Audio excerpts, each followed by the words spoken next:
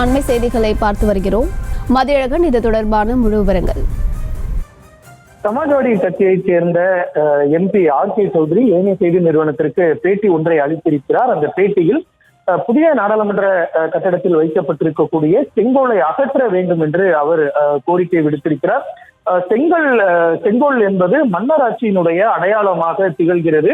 ஆனால் தற்பொழுது இந்திய நாடு சுதந்திரம் பெற்று அரசியலமைப்பு சாசனத்தின் அடிப்படையில் செயல்படுகிறது. எனவே மக்களாட்சியின் அடையாளமான நாடாளுமன்றத்தில் செங்கோல் இருக்கக்கூடாது என்றும் அவர் அந்த பேட்டியில் தெரிவித்திருக்கிறார்.